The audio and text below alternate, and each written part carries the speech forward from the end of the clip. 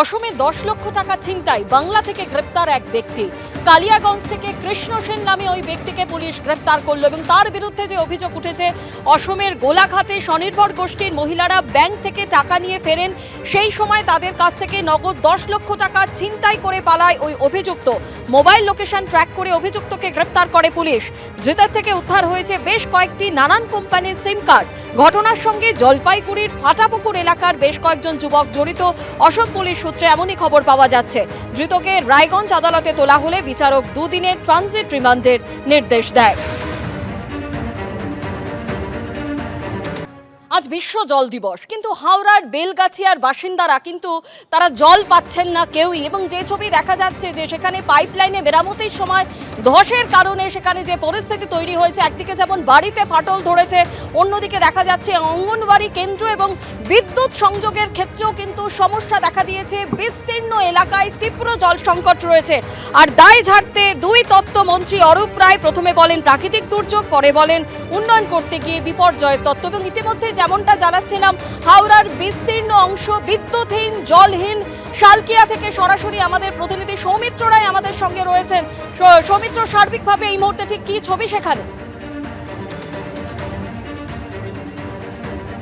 দেবস্মিতা, দেখো সার্বিকভাবে এখানে যে ছবিটা আমি এই মুহূর্তে রয়েছি উত্তর হাওড়া 7 নম্বর ওয়ার্ডের বামুনগাছি এলাকাতে। তুমি দেখতে পাচ্ছ, আমার ক্যামেরা পার্সন প্রীতম চক্রবর্তী দেখাচ্ছে এখানকার বাসিন্দারা জলের জন্য একেবারে হাপিত্তেশ করে অপেক্ষমান। তাদের প্রশাসনের তরফে প্রায় ঘন্টা দুয়েক আগে আশ্বাস দিয়ে যাওয়া হয়েছিল যে জলের গাড়ি আসছে, যে জলের গাড়িগুলো হাওড়া সদর সদনে রিফিলিং করা হচ্ছে এবং হাওড়ার বিভিন্ন এলাকায় ছড়িয়ে পড়ছে। কিন্তু যে জলের গাড়ি হাওড়া সদর সদন থেকে বিভিন্ন এলাকায় ছড়িয়ে পড়ছে তা একেবারেই পর্যাপ্ত নয়।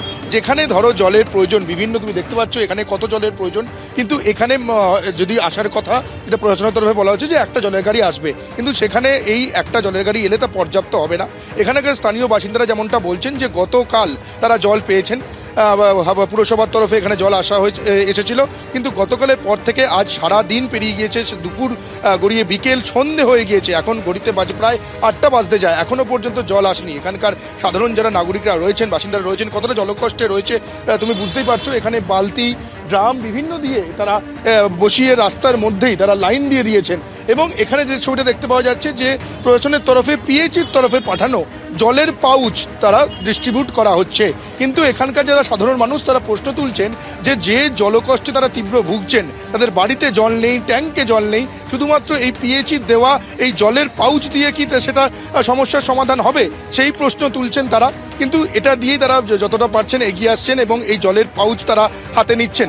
কিন্তু এখানকার সাধারণ মানুষরা যেটা বলছেন যে প্রশাসনের তরফে আশ্বাস দেওয়া হচ্ছে যে আগামী একদিন কিংবা দুদিনের মধ্যে মিটিয়ে দেওয়া হবে সমস্যা, কিন্তু সমস্যা এখনো পর্যন্ত মিটছে না। আমি এখানকার যারা স্থানীয় বাসিন্দারা রয়েছে কথা বলবো। গতকাল থেকে জল নেই, এখনো পর্যন্ত আশ্বাস দেওয়া হচ্ছে আসছে, কতটা সমস্যা? অনেক সমস্যা, প্রচুর সমস্যা। জলের জন্য মানুষের প্রচুর সমস্যা হচ্ছে। জল খেতে, খাবার জল নেই, চান করার জল নেই, বাসন ধোবার জল নেই, কিছুই নেই। প্রচুর জলের সমস্যা হচ্ছে। অভিষেক গাঙ্গুলি আছে বলে এই জলের। তুমি শুনতে পেলে যে এখানকার মানুষরা যেমনটা বললেন যে তারা প্রচণ্ড সমস্যায় রয়েছেন, যে তাদের খাওয়ার জল নেই, বাড়িতে রান্নার জল পর্যন্ত নেই, শুধুমাত্র পিএইচির তরফে পাঠানো এই জলের পাউচ দিয়ে সমস্যার সমাধান তারা কোনোভাবেই সম্ভব বলে তারা মনে করছেন না।